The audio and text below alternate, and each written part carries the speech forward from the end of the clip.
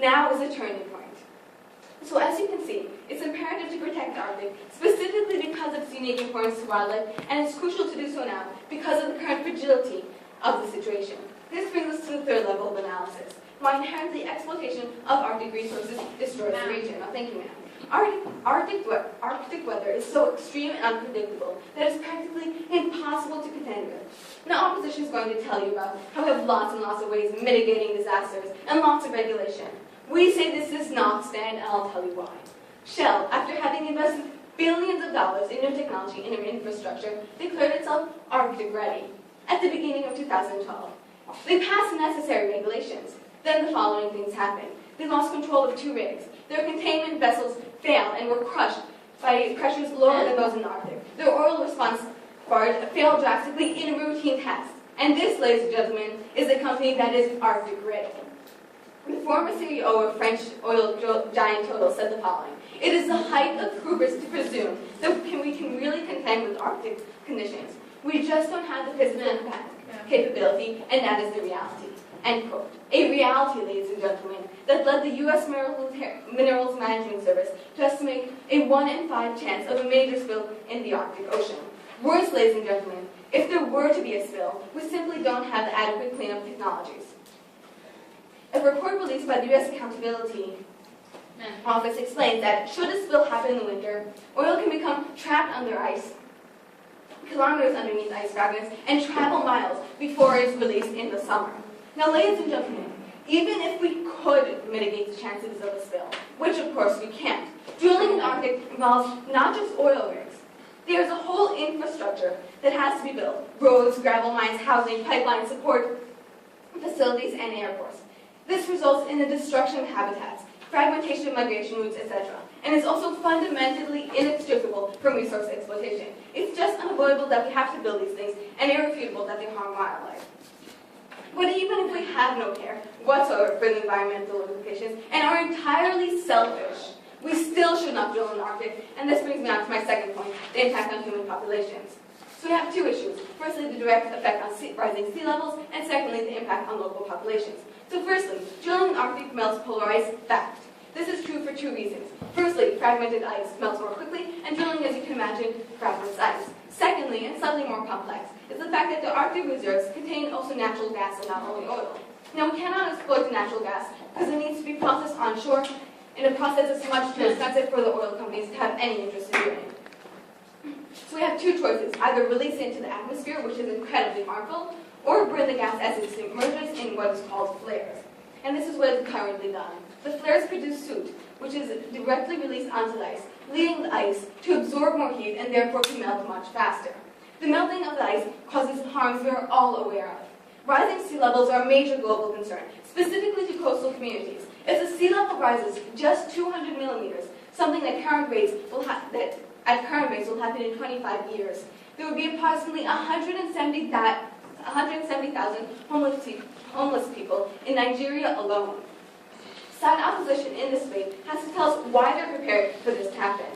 But not only do we raise sea levels and harm coastal communities, we also harm indigenous Arctic communities. The Alaska Intertribal Council actively opposes any development in Anamur. They are begging their government not to allow oil giants to displace their traditional communities, uproot their people, and devastate their livelihoods. They have a right to their homes.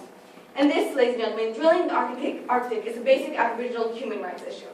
So because we cannot exploit resources without massively harming the crucial and unique Arctic environment, and because we furthermore harm human populations, we cannot continue this devastating practice.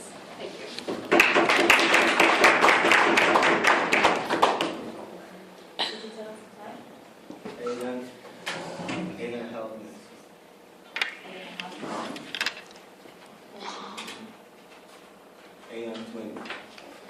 Of ultimately transitioning the world to renewable energy. But we need to recognize the need of developing countries like China and India, where a quarter of the population do not have access to energy, where the lack of power equals the lack of clean drinking water, the lack of refrigeration, and also the lack of a sewage system. What we have and what we take for granted is what millions of people in China and India do not have access to.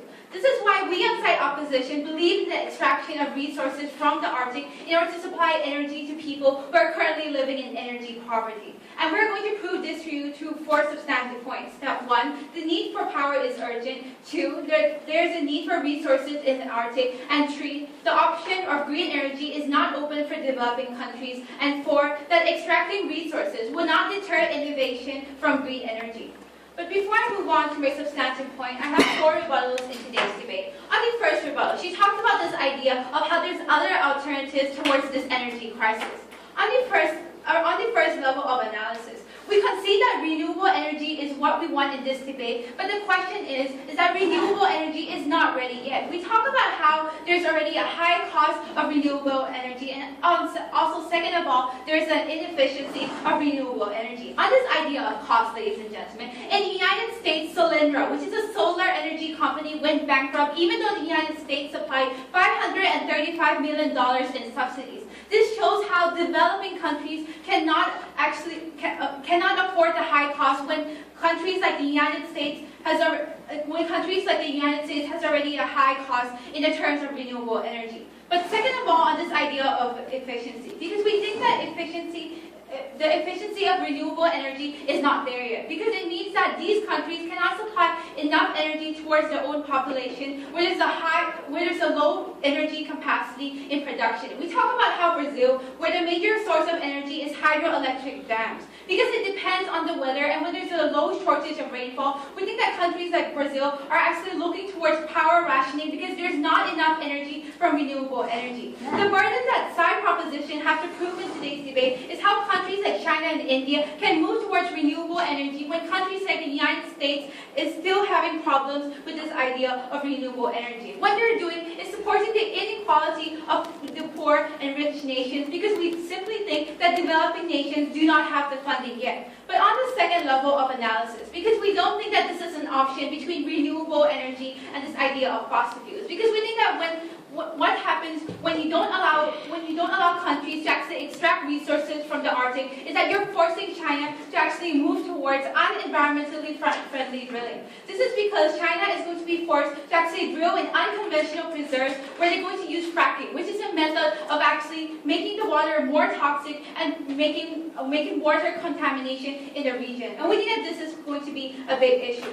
But moving on to the second rebuttal, on this idea of the harms to the environment. On the first level of analysis, they never really showed the logic behind this. But first of all, we want to tell you that there's a moral responsibility to people in need, such as people in China and India. And this is why we think that the world has already moved towards environmentally friendly drilling. Because first of all, companies do know the risks, such as when the BP oil spill happened, they had to pay $14 billion after the oil spill. So of course, they're not going to simply go into the Arctic and cause an oil spill because they know that there's a high environmental cost. It means that they're going to develop technology that is going to be more environmentally friendly. But second of all, there's a political will to develop environmentally friendly technology. We think that $726 million has been spent on lobbying the Washington government in order to make sure that there's going to be regulations in oil drilling. But also, moving on to the third rebuttal, how she talked about this idea of safety, how the Arctic is very cold. On the first level of analysis, we think that regulations can be strengthened on our side because the examples that get talked about are simply tests. And we think that this is when we can ensure safety regulations in the future because we think that when mistakes happen, it means that companies can take that into account and ensure that it's going to be more safer in the future. On the second level of analysis, we think that there's a similar example to the Arctic in the North Sea, where there are hazardous conditions when it is very cold. We think that already more than half of the oil reserves has been extracted, where companies from Britain and Norway has already made sure that there's going to be enough safety regulations, so we don't see any problem with actually extracting resources from the Arctic. So moving on to my mechanism in today's debate, that first of all, we think that the 5 Arctic nations, such as Russia, the United States, Canada, Greenland, and Norway, will come together through the Arctic Council to cooperate in, first of all, producing hydrographic data and charting, second of all, harmonization of regulatory shipping guidelines, and 3, establishing search and rescue capability in the region in order to know how to address stranded ships or ships that hit icebergs. Second of all, we're going to attach a precondition to oil drilling licenses that companies extracting resources in the Arctic have to fund the indigenous people in terms of infrastructure and employment. Because we think that people living in that area are actually very food insecure, where 56% do not have access to food. So we do see that there's an incentive for actually helping those people. But before I move on, What about all those people that you're going to be displacing by the water that you're visiting? ladies and gentlemen, we think that that's a long-term problem. We think that the idea of global warming is going to happen on your side because you're going to burn fossil fuels as well, and that is going to be the result. That's going to be the consequence of global warming as well. But moving on to the first substantive point, that the need for power is urgent, because we think that energy access is a prerequisite to human rights, where access to clean water depends on energy. We think that the Millennium Development Goal of the United Nations Development Program has a target of reducing by half the number of people without access to clean water. We think that this can only be solved by installing 1 million electric pumps. We also think that this argument extends to other sectors like healthcare, where it's not possible to actually store vaccines or other vital medicines or operate a modern healthcare facility without electricity. And this is why we need to make sure that countries like China and India are going to get these necessary resources. But on the second substantive point, because we think that there's a need of resources in the Arctic region, where there are 90 billion barrels of oil in the Arctic region, it means that we can actually supply the world 3 years of the global oil supply. And this is why resources in the Arctic are for usage and not for preservation. And this is why we think that we can actually extract these natural resources with environmentally friendly measures, such as directional drilling, which is drilling wells at different angles and tapping resources miles and below from the surface. And this is why we think that the fluid used in directional drilling is actually made of clay and water, which is non-toxic and actually easy to dispose of. We also think that it's going to be easier to clean up the mess because we think that the Cold Region Research Engineering Lab in December found out that the ice can act as a natural glue that prevents oil from spreading over vast distances. This is why we don't see how there's going to be a problem in the environmental effects. But we think that extraction is going to bring a benefit because it's going to bring down the price of fossil fuels. Because currently, fuel production markets are currently dominated by countries in OPEC, such as Qatar and Indonesia. We think that this is a problem because the monopolization of OPEC results in the high dictation of price at a high value. And we think that this is the cartel behavior of OPEC, which is setting unreasonable prices for oil, and this is why developing countries cannot access those resources like fossil fuels. We think that when we let countries like America, Russia, and Canada to access those resources in the Arctic, we're basically increasing new actors in the market, which is making sure that the cost is going to be decreased by increasing the supply and allowing us to break the cartel value. We think that when we do extract the resources, we are upholding the moral responsibility of ensuring that those people in energy poverty are not going to suffer. So for all these reasons, the motion falls. Thank you. Ladies and gentlemen, in today's debate, we have a side opposition that seems not to understand how seriously severe the situation really is. In my speech today, after I showed the inherent harms to the drilling in the Arctic, I'm going to show you that we have plenty of other alternatives that are going to actually answer the so-called necessity side opposition strike group. I will be talking in my speech about, first of all, alternative materials we can use as a substitute for what we have in the Arctic, and secondly, alternative places we can get them from. But first, let me deal with some of these data. We heard that the need is very urgent for third world countries like China and India that depend on these sort of resources. First of all, we say that China gets most of its oil actually from the Persian Gulf. So they are not exactly a country that we can say absolutely depends on the Arctic. But as it comes to other third world countries, we have actually three answers to them. First of all, we are willing to let them know a year before we're stopping the drillings in the Arctic so that they can prepare their economies as much as necessary. Secondly, we're willing to send economic aid to countries that need it in order for them to be able to deal with the consequences of what we're trying to do. Thirdly, the harm to the economy isn't nearly as important as the harm to the environment that I'm going to talk to later on about how inherent it is, and that was never answered by side opposition. Fourthly, ladies and gentlemen, we have enough reserves to get those economies going until they adjust their economies to our reform, as I will speak about in my speech. Secondly, we heard that renewable energy is not ready yet. We have reserves until it will be ready. If we use the maximum amount of renewable energy by the year of 2040, it's going to be able to cover for most of the world's energy needs. Secondly, ladies and gentlemen, we have other alternatives, such as the nuclear power that I will talk about in my speech, and natural gas, which we can use. But let me tell you about, talk to you about some of the things that were never answered by South Opposition. We heard that we can have regulations that somehow will help us prevent all of the inherent harms presented. But first of all, in order to have regulations that will actually prevent all chances of oil drilling, which is, by the way, not as they told you, sucks into the ice. No, it gets into the surface water under the ice and has to be there for a year, for instance, in the winter, until summer, where we can actually clean it. Secondly, okay, if we want to actually have the infrastructure needed, it is inherent to that infrastructure that it will harm the environment, because we're going to need space. We're going to need to take trees off. We're going to have to take off the territories of animals and of indigenous communities. But this was never answered by South Opposition.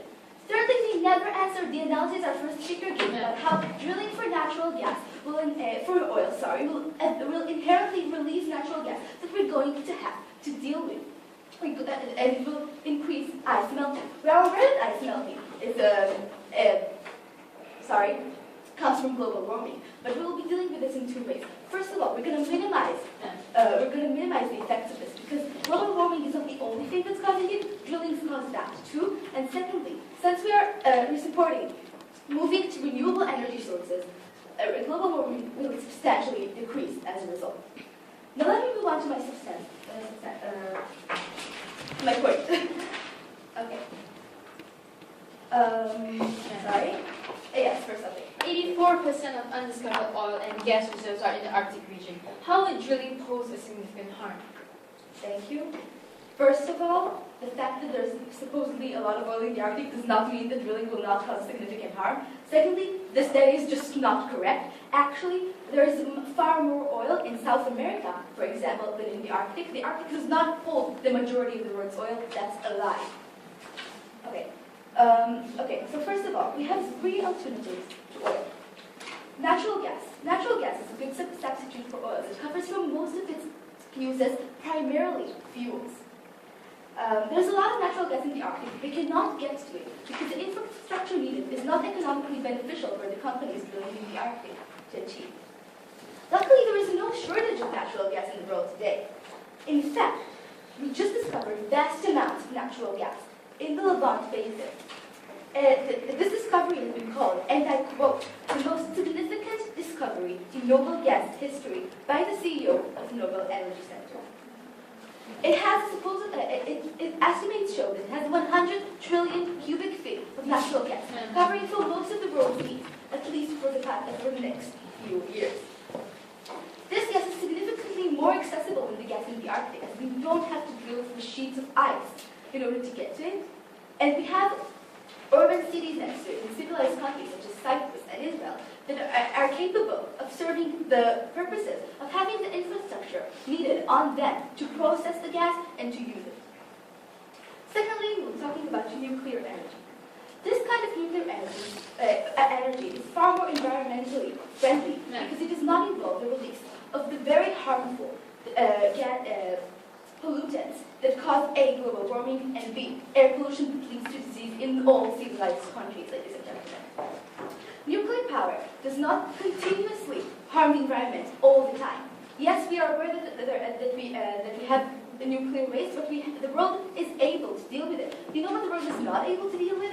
The pollutants. We don't have any way to deal with them yet, and this is something that opposition needs to answer. Actually, nuclear power plants provided 13% of the world's electricity in 2012, and European countries such as France and Germany have been using the have been getting the majority of their energy for the past few years from nuclear energy. So this is a viable alternative. Third of all, we'll be discussing renewable energy. Solar energy, wind energy, water power, and bioenergy are all green alternatives which cause absolutely no harm to the environment. And they told us that it is climate dependent, but we're saying that most of these renewable sources we're talking about are actually biofuel, which can be transmitted from place to place. Okay, it currently consists of 16% of the world's energy consumption, and the use is growing year by year. For example, the usage of wind energy has been increasing 20% every year for the past 10 years.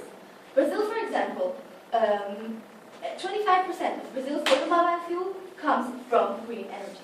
So what we want to hear from the side of opposition is that why renewable energy, causing far less harm to the environment, is not sufficient, because while we have the reserves to get to it and to develop it in the next few years without drilling in the Arctic, we want to hear from side opposition why it is justified to inherently hurt A, indigenous communities, B, the biodiversity in the Arctic, and C, and most importantly, and we think, with no doubt, this alone wins the debate, the rising sea levels that will lead to countries going underwater. So I've shown you that there are many alternatives. The opposition to win this debate has to tell us why these are not viable alternatives that can be used. And for this reason, ladies and gentlemen, I beg you to propose.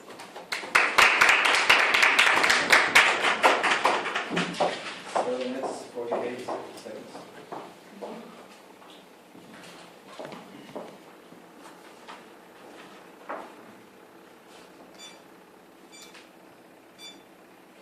Not so bright idea of replacing cheap, highly efficient fossil fuels with windmills was best demonstrated in Scotland, where wind farms managed to produce only half of their predicted power output. And the reason for this was because of calm weather.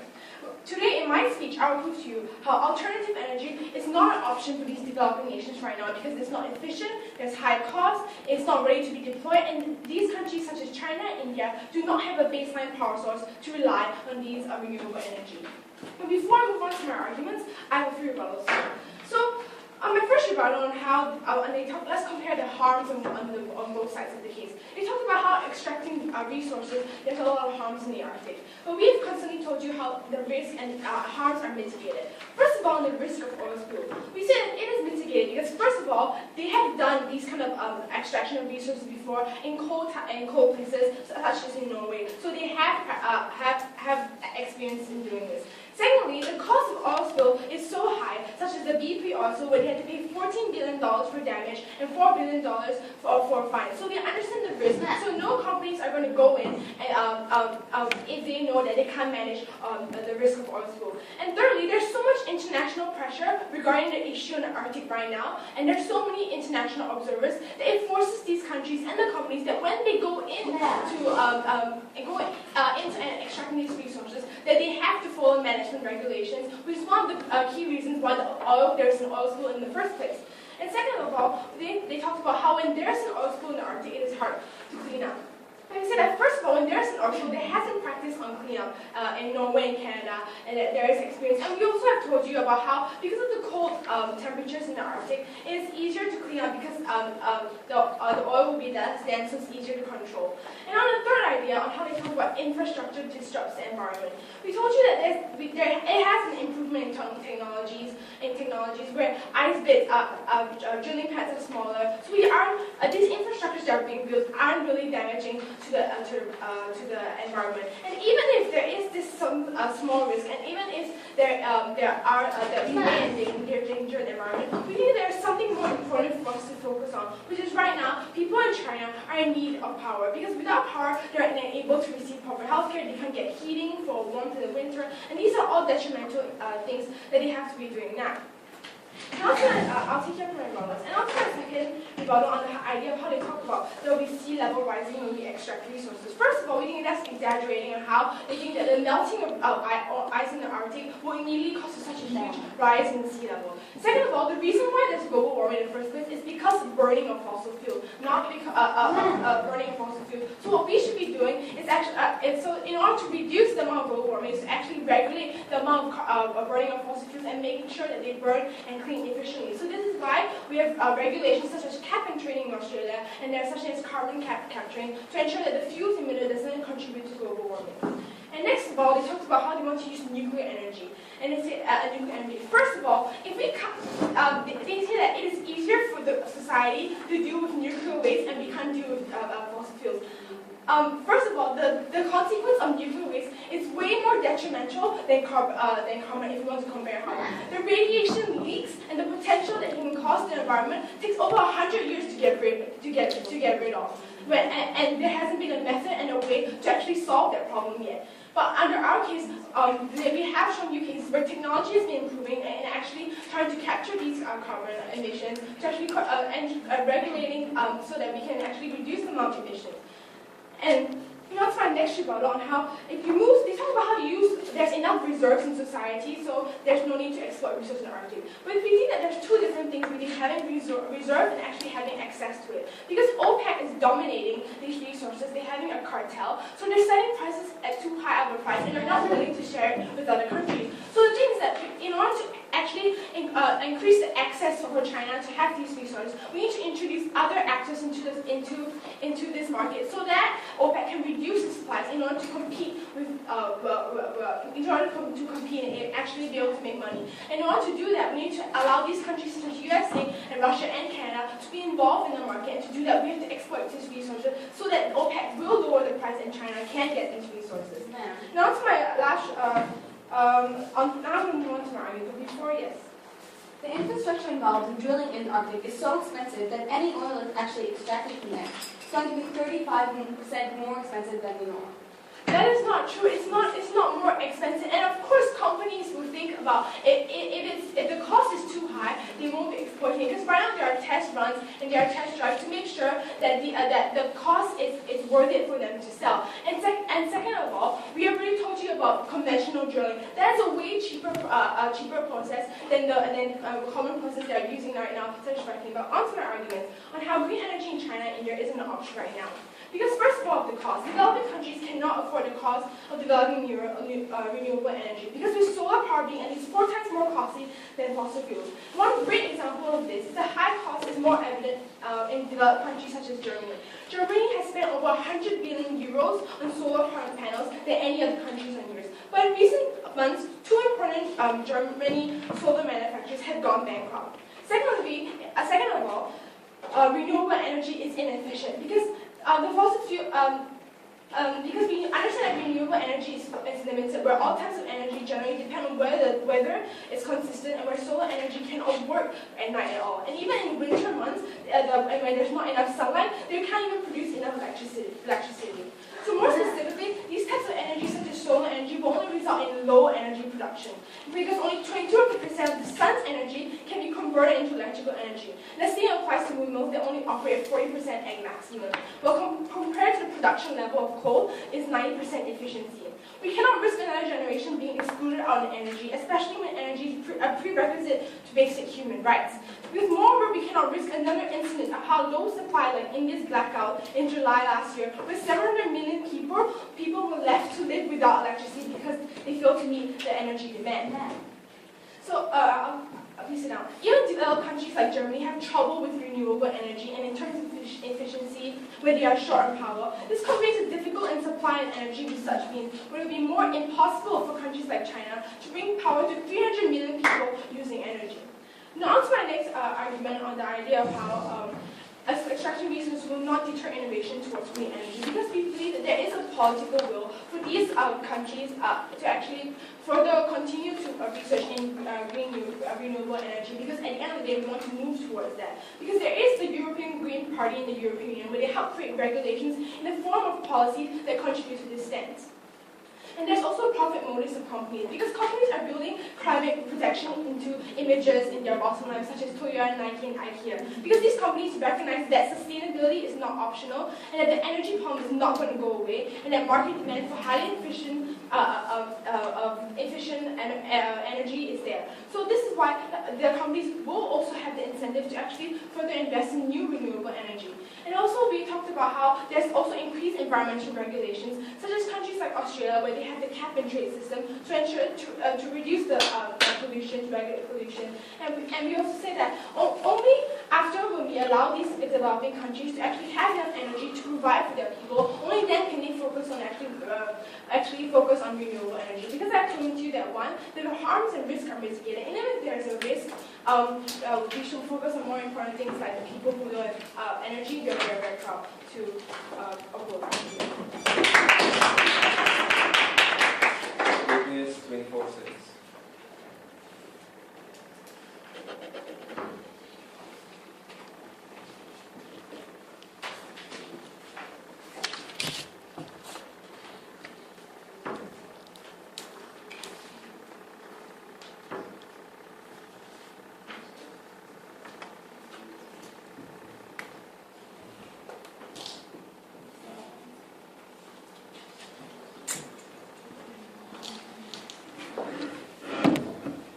invite the third speaker on the proposition.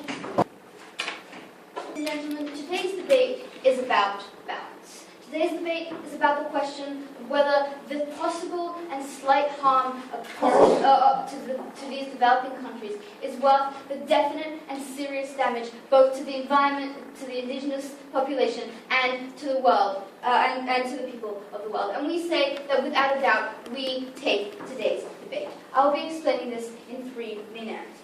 First of all, I'll be talking about the inherent harms to the region. Second of all, I'll be asking the question: can these harms really be mitigated? And thirdly, I'll be talking about our alternatives for developing countries. So let us begin with the first one, and that is because we got up here and told you today that there are three main and serious harms that happen because of this drilling. We told you that first of all, there is a serious harm to the environment. An environment that is so rich and so diverse. The environment of this place, which is so different than anywhere else, that is so important to us that we cannot ignore it, and we cannot just be egotistical and greedy and take the oath.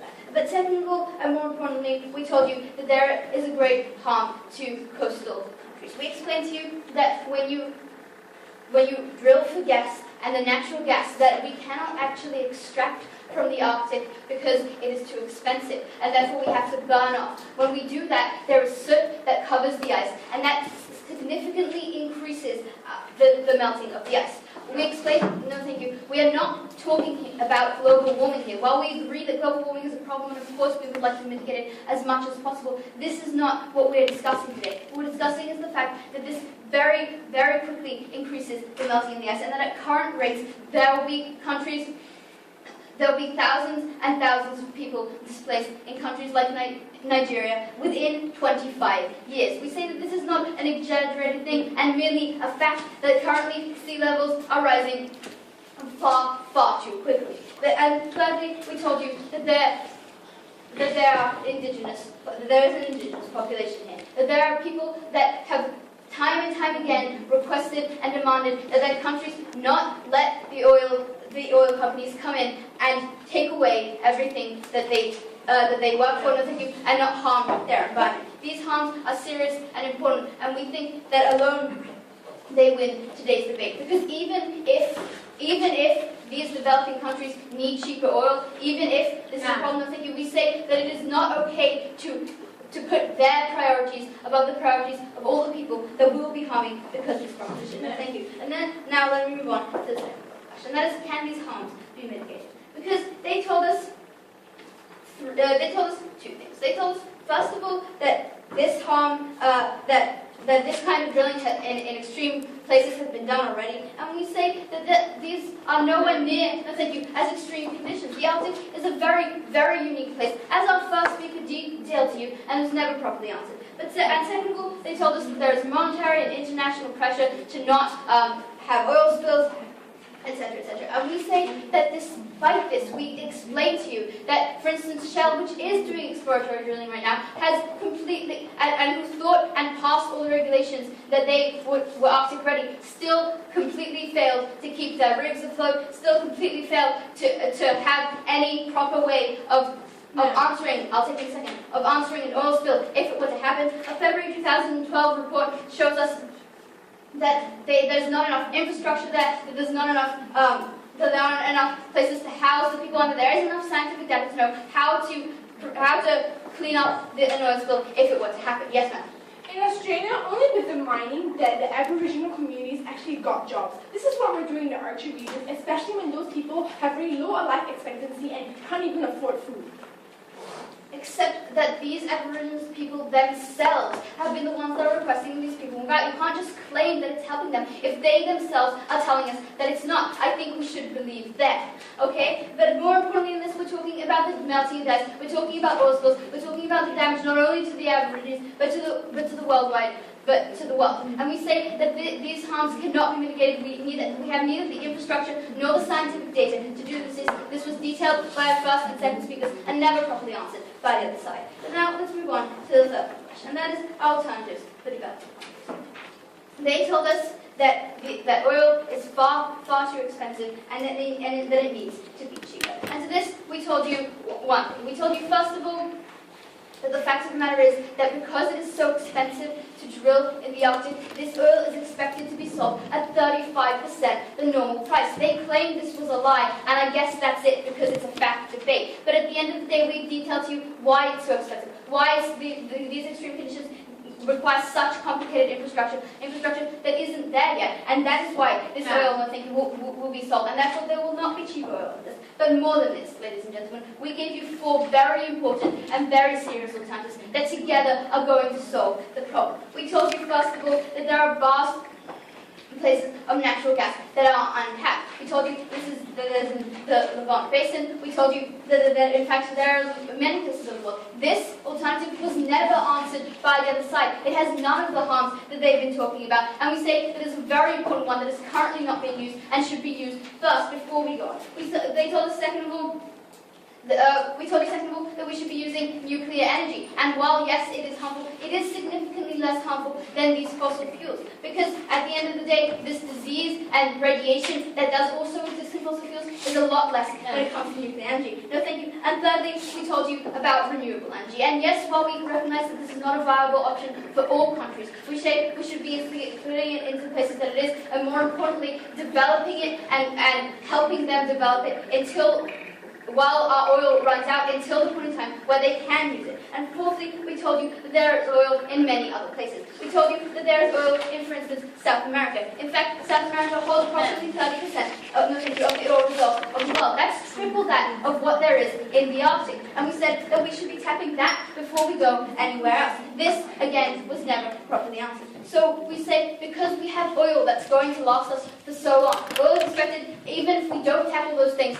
to last for at least another 40 years, and that's plenty of time to develop our green energy and to make sure that these developing countries that so need this energy get it. We say, and because oil isn't going to be cheaper, but on the other hand, what we've explained to you is that there are serious harms to the indigenous people, to the environment, and most importantly, to the people in Nigeria and in the Netherlands that are going to be flooded very, very quickly. Even if 25 years sounds like a long time to some people, we know that it's very, very clearly not. We say we cannot stand the harm rate. We say that our alternatives are certainly more than enough. And at the end of the day, when we look at the balance, we clearly win today's debate. Thank you.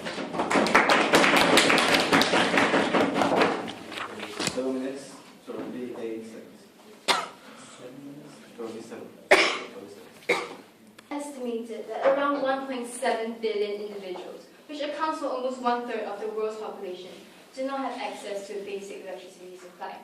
80% of these people are rurally based, and almost 99% live in developing countries.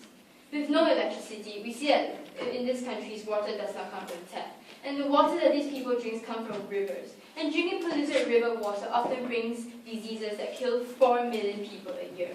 We think this is enough justification that opposition has brought to you today to prove to you how there is this dire need to address this idea of this problem of the energy crisis. We see that people in developing countries, they do not have access to electricity, do not have access to energy. We think this is the main problem that we have to address. All these problems about environment, we think that it's in the long run that will be addressed further on. But right now, the most important immediate problem we have to look at is the fact that people are dying because they do not have electricity, power, things that we take for granted, that millions of people in developing countries do not have. So moving on to my first issue, I have 3 issues to present to you today on how opposition side has really taken this debate from the start. Now, first of all, on how is there really an environmental harm? First of all, they came out and talked about how there's this responsibility to protect the environment. But first of all, we've really come out and proven to you that companies really have the incentive to protect the environment. Because we see, really came out and gave the example of the BP oil spill, how BP had to pay $4 billion and as a fine, and $14 additional billion to clean up the mess. We think this is already a clear example in the status quo that companies will have to pay for accidents that they cause. We think this is a good enough deterrent for companies in the future to take care and adhere to regulations when they go drilling in the Arctic. And also, we really came out and talked to you about how there's this political will and how technology has really advanced to the level where all these harms, all these accidents can be mitigated. We think at the end of the day, propositions side has not proven to you how it is justified that we let the people in South America go on in their lives without energy, and they insist on protecting Inuit people. So moving on to the second issue, and how they talk about how there's a harm of human population. On the first contention, right, they talk about how they need to protect the vulnerable and therefore they want to turn to alternative energy. Well, first of all, we really came out and proven to you that alternative energy cannot be used because it is not ready. You see, the problem with this is that people do not have access to electricity. And because they don't have electricity, because the access to electricity is a prerequisite to human rights, as my first speaker has already told you. We really proved to you how there's a correlation between energy access and human rights. Right? We don't think that proposition side has actually attacked that point. We don't think that have you engaged on that point. We have also proven to you that because water purification systems also run on energy, we think that it is essential that we address this idea of the energy crisis. We say 1.5 million people die from diarrhea every year. And because this is something that people should not die from, because it is easily preventable, it can be easily cured. We say improper sewage due to energy crisis, due to lack of energy, has made this health crisis. Because we think this is a huge concern that we have to address, we think propositions that has not engaged on this issue. Second of all, we've really proven to you how we allow for these vulnerable people to have access to energy. Right? We say under our model, we attach this condition to the license for you to drill in the Arctic, that you have to fund local infrastructure, you have to provide jobs for indigenous people. We say we really given these companies the obligation to provide for indigenous people. Before I move on to my second contention. Can you please explain why we can't use, for instance, natural gas instead of this oil? Sure, you want to use natural gas? Sure, we think that natural gas can be taken from the Arctic, right? We think, you want to, what propositions that Kian talk to you about is you want to turn to alternative energy, they don't want to export anything from the Arctic. And then they came out and talked to you about why not take natural gas. If you want to take natural gas, you want to use all these non-renewable resources, sure, go ahead. We've really proven to you in today's debate why the harms at the end of the day, why the benefits of doing so outweighs the harms. Now moving on to the second contention, on the idea of how they talk about indigenous people, and how they talk about how these people do not want to move and do not want to change, right? We think that propositions that have not proven how they're going to increase the standard of life for all these indigenous people. And the problem, and we really came out and proven to you that in our model, as I told you before, we force the companies to invest in local infrastructure and eventually help all these Inuit people transition to a more modern society. Because you see that under our model, when we start to exploit these natural resources, we bring industry into the region, we bring money into the region, we eventually create jobs for all these people, and at the end of the day, we essentially increase the standard of living. And we see that because we have to move anyway, because we see that both sides already conceded that global warming is an issue, that at the end of the day, these Inuit people will have to move. We said what matters is which side helps them best, right, and helps them to adapt this issue. We think on the proposition side, they have failed to tell you and prove to you how they're going to help these indigenous people adapt to these changes. And we really come and proven to you based on our model that even if they don't want, we really proven to you how we're not going to risk 3 million lives just because they do not want to move, just because they want to continue to fish.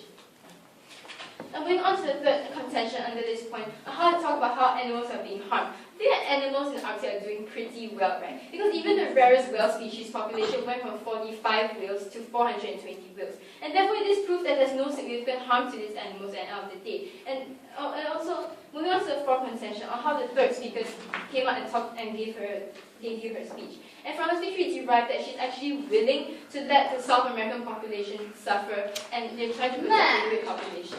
We said the problem right now, the problem we have to address right now is the energy crisis and not the environment. Because the environment problem is in the long term. We can address that later. And moreover, we've really proven to you that how at the end of the day, under our model, we think that because technology is so much more advanced, we don't think that energy is going to be a great environmental harm. And moving on to the third, on the third level, how they talk about how there's going to be people suffering. And first of all, they kind of talk and explain to you how alternative energy is going to actually provide energy for all these people. And you can give you the example of Brazil and how 35% of the energy comes from alternative energy. Well, look, Brazil recently had an energy crisis. They had blackouts the whole day, and people had to suffer. And why is this? Because alternative energy is so unreliable. We said, first of all, alternative energy is inefficient. Second of all, it's high cost. We think it's extremely expensive to build things like wind turbines and solar panels, especially in developing countries. Third of all, we say it cannot be deployed, and alternative energy cannot be deployed. And therefore, we've really proven to you that because of all these harms we see from coming from alternative energy, because we see that alternative energy is not ready, we don't actually, because we've really proven to you that there is this need to exploit resources. We think that on the outside, we allow for developing countries to have better access to all these energy resources, right? Because under our model, we say when the 5 Arctic nations, when they come up like US and Russia, when it increase the supply of the natural resources, we think it decreases the price of these natural resources. And out of that, it will make access of all these natural resources easier for all these developing countries. We think at the end of the day, we solve the biggest problem at hand, which is the energy crisis. We think that propositions that has failed to engage on this issue. They have failed to actually prove to us how they're going to solve the energy crisis. So because opposition side has proven to you that first of all, we already proven to you how we're going to solve this idea of the energy crisis. We've proven to you that how it's Inuit people, and at the end of the day, we are the side that helps them transition, that helps them adapt. We've also proven to you that on our side, our model will adapt and allow for the rest of the world to have the energy they so desperately need. The motion must fall. So that the Inuit people are going to be satisfied with our mechanism. And we think that they are, because what we're doing is that we're introducing a political will to actually develop infrastructure and introduce jobs for them, which is going to improve their standard of living. We think that on side proposition, they don't care about those Inuit people because they don't solve for those problems in the region. But moving on to the second actor in this debate, on the idea of these coastal people. Because they told you how this is going to lead to flooding from the Arctic. We don't think that this is going to be a big issue, because the reason that there is flooding is because of an increase of temperature. We told you on our side is that it's going to happen in both paradigms, because we think that pollution is actually the cause of this type of problem. And this is exactly why we think that there are certain mechanisms that we can take in order to tackle this long-term solution at the end of the day. But moving on to the third actor, because we think that there are people currently in energy poverty. We told you that these are people who don't have access to food or clean water simply because they don't have electricity. And we don't see how side proposition has solved for this, because they never responded to this idea on how renewable energy cannot be an alternative for people in developing countries, simply because they don't have the money to do so, and simply because there's not enough efficiency for those countries. So moving on to this idea of renewable energy, because we told you that first of all, there's this idea of high expensive costs. We told you that Solyndra in the United States, even with the subsidy, what happened was the company went bankrupt. It shows that this is an example of how there's going to be high costs associated with this type of energy, but also because of this type of inefficiency. We told you how in Germany they can't generate enough energy simply because on short, overcast winter days, it means that there's not enough sun in order to ensure that energy is going to be going towards the population. We think that this is why the cost of investment by developing countries is not going to be sustainable, because it means that what happens is that we cannot provide enough energy to those people. So we think that on side proposition, they're basically condemning more people to death because they don't care about those people who don't have access to renewable energy or any other forms of energy. But then they told you about this idea of nuclear energy. We don't think that nuclear energy is a point in this debate, because we think that it's even harder to clean up when we talk about the radiation. We think that the BP oil spill actually only took 76 days, but with nuclear energy, if a nuclear spill happens, it means that it's going to take decades. And this is why we think that because it is so dangerous, we don't see how this is going to be an alternative option.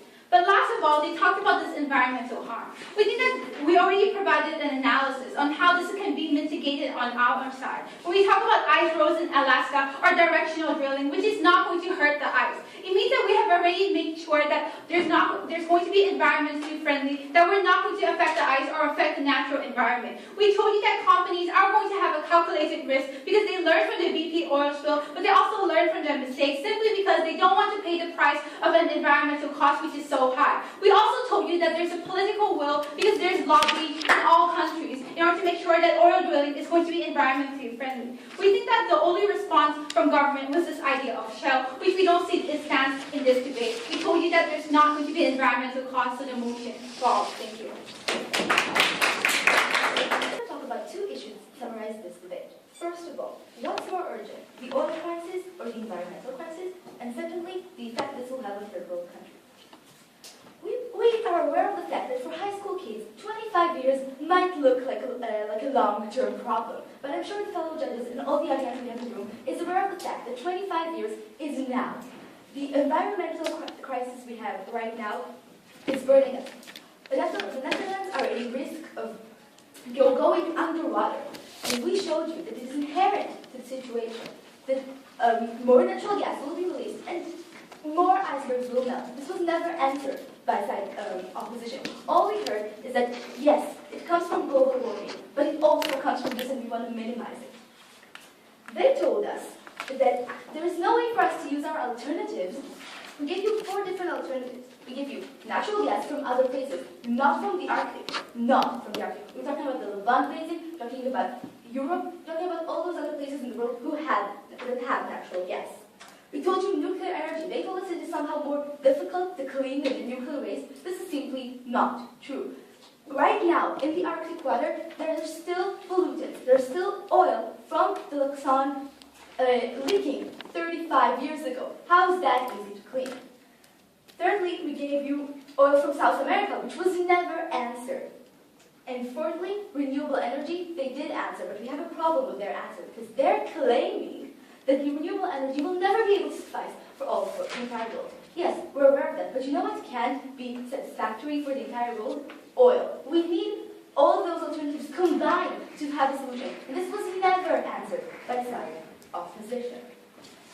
Also, we heard that renewable energies cost a lot of money because oil controls the market. But this happens because oil controls the market right now. When we stop exploiting for oil, oil will not control the market. Renewable energies will be cheaper because more people will use them. That's how the market works. Also, they never answered our entire claim that because Arctic is such a problematic region, it will increase oil prices in 35%. How will third world countries be able to deal with that? And this leads me to third world countries now who will be able to deal with the situation. They talked about China and India. Both countries export most of their oil from the Persian Gulf and do not stand in front of a political conflict in that matter. But secondly, we're saying that in case they do need financial aid, we have many solutions. We can give them actual financial aid. We can give them renewable energy sources. We can support them in this process. And it was never explained from opposition why if we drill in the Arctic, it will lead to benefits for these countries. Because we think it's the problem of the government. Right now, those countries have oil. What do? They don't use it properly. We're giving them more energy sources. We're giving them nuclear energy. We're giving them alternative oil from South America for the beginning. We're giving them renewable sources of energy, such as wind, solar energy, and water energy. And we're giving them natural gas. All of those can actually satisfy the needs of those countries when it comes to electricity and when it comes to medicine. So what did we hear from side opposition today? They had 2 burdens. First of all, to show us that the damage they're causing is far greater. But we showed you, first of all, the alternatives these countries have, and second of all, the far greater damage of countries going underwater in 25 years, not a long-term damage. In our opinion, we gave you the second damage of the biodiversity in the Arctic, which was never, and we believe that these damages are far greater than the ones we can actually deal with. The environment has no alternative, and this is why we beg you to propose.